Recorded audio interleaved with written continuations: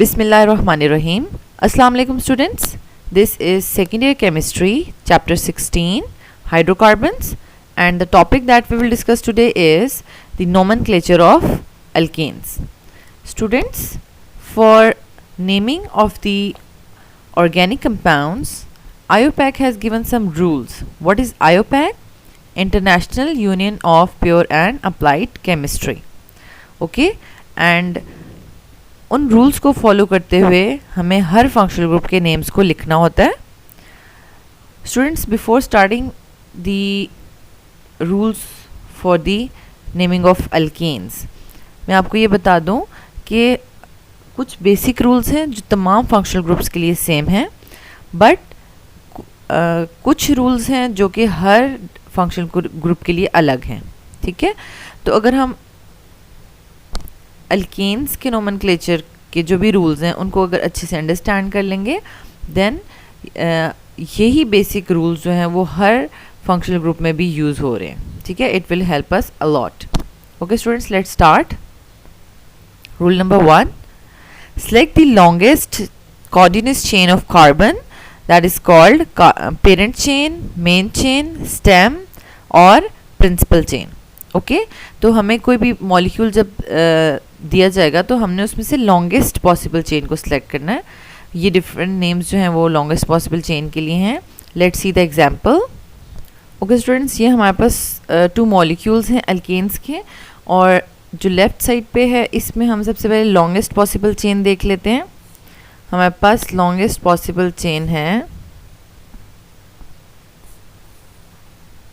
5 carbon. Okay, and other possibilities are, और कौन कौन सी पॉसिबिलिटीज़ हैं? 4 कार्बन चेन की ये पॉसिबिलिटी भी है एंड ये पॉसिबिलिटी भी है. Okay, but we will neglect the smaller chain possibilities और 5 कार्बन चेन सेलेक्ट करेंगे. ओके, एंड सेकेंड मॉलिक्यूल में हमारे पास जो पॉसिबिलिटीज़ हैं, सबसे पहले हमारे पास अगर हम मेन में देखें तो हमारे पास 4 कार्बन है, और फिर हमारे पास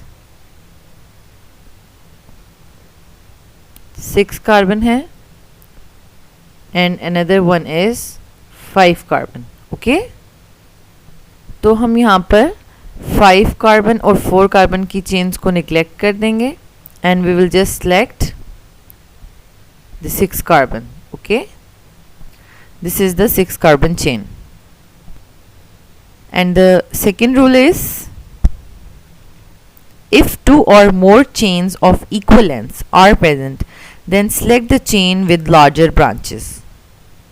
Okay students, यहाँ पर हम देख लेते हैं कि हमारे पास जो longest chain है वो कौन सी present है, कितने कार्बन वाली present है. There is 6 कार्बन, और एक और पॉसिबिलिटी भी है हमारे पास, दिस वन, ये भी 6 कार्बन है. तो बोथ आर 6 कार्बन. तो अब इसमें से कौन सी चेन सेलेक्ट करनी चाहिए जिसमें ज़्यादा नंबर ऑफ ब्रांचेस हैं? अब ब्लू के साथ हमारे पास अगर हम देखें तो हमारे पास कितनी ब्रांचेस हैं? 1. ओके, एक बिगर सब्स्टिट्यूएंट अटैच है. मेन चेन के अलावा जो भी हमारे पास एटम्स या ग्रुप ऑफ एटम्स अटैच होते हैं उनको हम सब्स्टिट्यूएंट कहते हैं. तो यहाँ पर हमारे पास इस कार्बन पर एक बिगर सब्स्टिट्यूएंट अटैच है. बट अगर हम ये चेन सेलेक्ट करते हैं 6 कार्बन की, ठीक है, तो इसमें हमारे पास कितने सब्स्टिट्यूएंट्स अटैच हैं? 1 2 3, मीन्स कि 3 ब्रांचेस हैं हमारे पास. ठीक है, तो हम मोर ब्रांचेस वाली चेन को ही सिलेक्ट करेंगे. Okay students, and the rule number 3 is, start numbering the main chain from the end nearest to the substituent. Okay students, यहाँ तो हमने जो है वो लार्जर ब्रांचेस वाली या मोर ब्रांचेस वाली चेन सेलेक्ट कर ली है, और हमने नंबरिंग अब राइट साइड से करनी है या लेफ़्ट साइड से? तो राइट साइड से करेंगे. अगर 1 2 3 4 पे जाके हमें सब्स्टिट्यूएंट मिल रहा है. ठीक है, बट अगर हम लेफ्ट साइड से स्टार्ट करते हैं 1 2 2 पे ही हमें सब्स्टिट्यूएंट्स मिल जाते हैं. That's why we will start numbering from the left side. 1 2 3 4 5 6. Okay students, rule number 4, when two identical substituents are present at equal distance from either end, number the chain starting with the end which gives their minimum sum. Okay students, इसको understand कर लेते हैं. Okay students, ये हमारे पास एक molecule है, इसमें हमें लॉन्गेस्ट पॉसिबल चेन सेलेक्ट करनी है. अब देखें, लॉन्गेस्ट पॉसिबल चेन हमारे पास ये है, लेकिन इसमें 3 ब्रांचेस हैं, 1 2 and 3.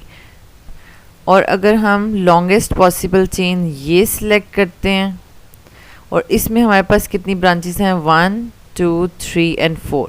Okay students, chain longest chain select करने के बाद जब नंबरिंग का पॉइंट आता है तो हमने उस तरफ से नंबरिंग स्टार्ट करनी है जिस तरफ से सब्स्टिट्यूएंट को लोएस्ट नंबर मिलता है. इसमें हमारे पास राइट साइड पे भी जो है वो 1 2 पे सब्स्टिट्यूएंट है और लेफ्ट साइड से भी 1 और 2 पे सब्स्टिट्यूएंट है. ठीक है, फिर अगर दोनों पोजीशंस पे, दोनों एंड से हमारे पास सेम पोजीशन पे सब्स्टिट्यूएंट है तो हम थर्ड पॉइंट पे जाते हैं. ठीक है, थर्ड पे चले जाएं.